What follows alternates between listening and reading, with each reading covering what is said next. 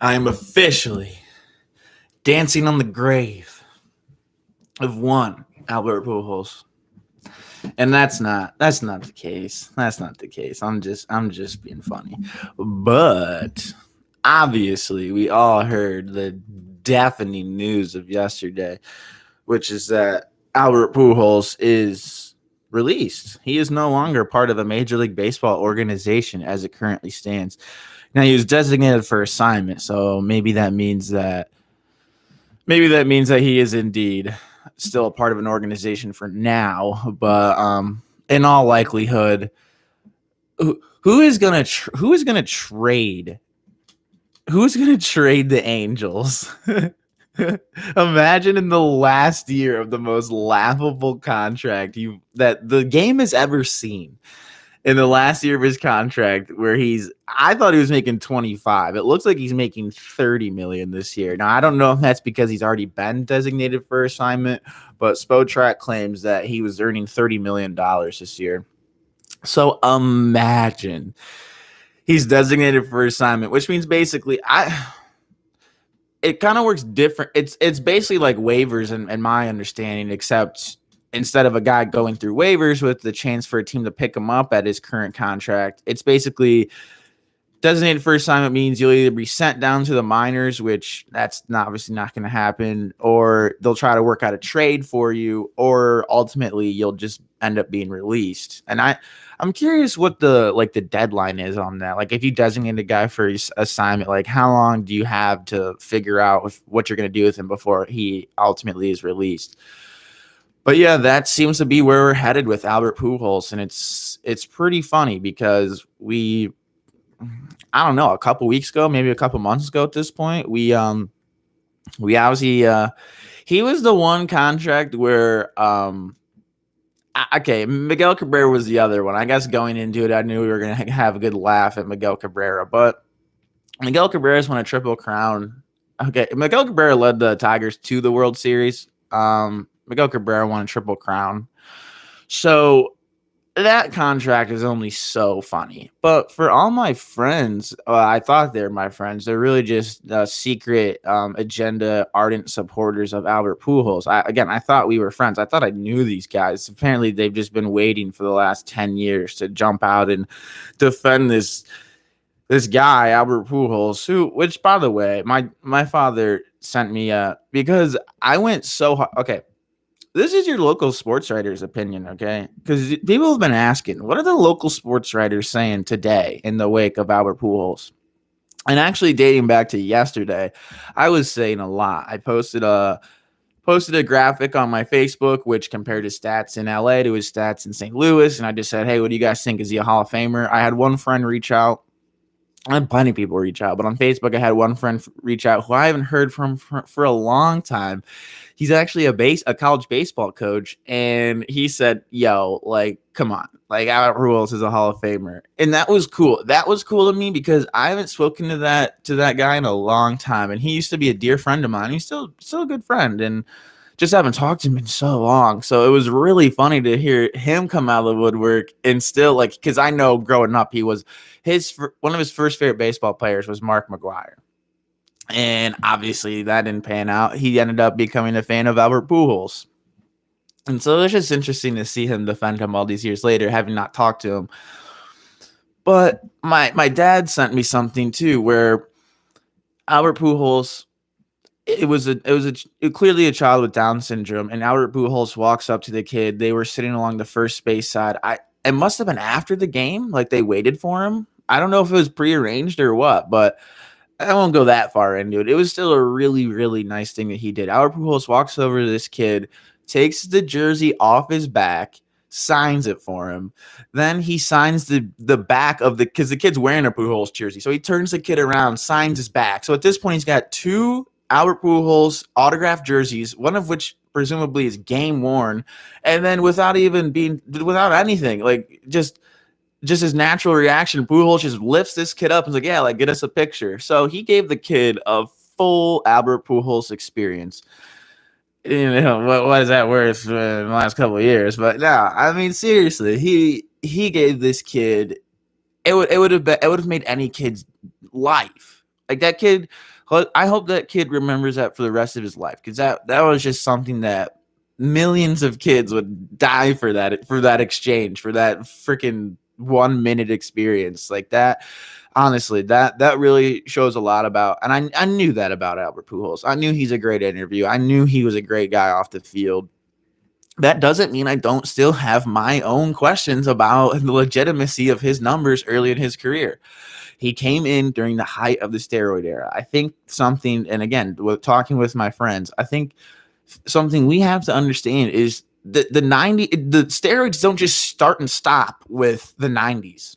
It's like with amphetamines or with cocaine. It didn't just stop and start with the 80s. Like it sort of bled on and eventually tapered down. But steroids, more than anything, like with amphetamines, yeah, okay, you're going to be able to slap the ball around the yard. You're all wired out. You can see the ball great, right? But okay, the 80s was full of slap hitters. Like that, it wasn't too much. Like it wasn't obvious. I mean, maybe it was, but it wasn't that obvious. When guys start obliterating Roger Maris's single season home run record, which, by the way, I love Sammy Sosa, but 61 is still the record. If we can all recall when Mike Stanton was going for 60 home runs, that was significant because he would have been arguably, and obviously he's a monster, but I think he's just like a natural freak. That's what made him such a stud of a prospect. I think Mike Stanton, him coming close, him encroaching on 60 and did he pass 61? I don't think he did, but like that would have been the record. Okay. And yeah, so all these guys, Barry Bonds didn't even break McGwire's record till 01. And you think that in 2001, guys are like, oh, Barry Bonds just smashed the home run record. Let's just stop doing steroids.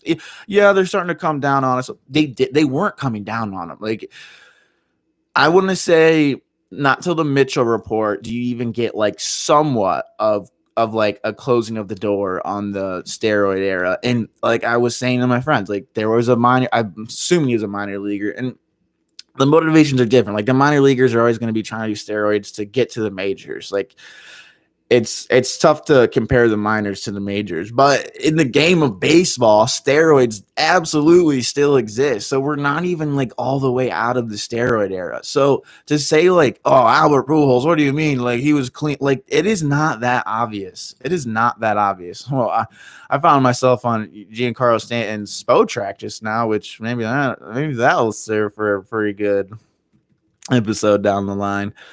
But yeah, he got 59 home runs in 2017. Was the NL MVP. What did the Marlins do that year? Marlins went 77 and 85. Yep, sounds about right. With Ozuna and Christian Yelich, and with literally 2 league MVPs on their team. And was the pitcher still alive at that point? I'm not sure. Jose. I watched something on him the other day, and he was something special. I really wish he was still around. He was something seriously special. But let's not get too far off base here. Albert Pujols, absolutely. You can and that's the thing. He's going to get in because of his numbers in St. Louis. Now, towards the latter parts of his career in St. Louis, I don't think he was like juiced on steroids, but like coming into the league in 01, just look at his rookie card. Look how big this guy was as a rookie. And he came into baseball in the height of steroids, where we've heard varying reports where from players inside the game that said that 75 to like 85% of the guys were on steroids. Oh, and then here's this just behemoth of a man, Albert Pujols, but he isn't on steroids. No, he's part of the 15%. Just look at his forearms. He's part of the 15%. What are you high? So to me, he clearly did steroids early in his career. But if 85% of the league was doing steroids, how much do we hold that against him? I don't know. You guys. I'm just so upset about the contract with the Angels where he takes the 10-year, $250 million, and has Mike Trout on his team. And, my friend Dylan can say all he wants about he still put up 40 homers. He still was an all-star one year. He still was driving in 100 runs. Dude, you had Mike Trout in front of you. You should have been driving in 150, like maybe not 150, but like literally driving in 130 runs. You're Albert Pujols. Like, what happened? Like, he's going to get in because he did a great job compiling once he was in Los Angeles. But I've never seen it. The same way I'd never seen a guy bat 210 and make the All-Star team, like with Jock Peterson. I've never seen it. I've never seen a guy be. It's tough to say he was average in LA, but when comparing him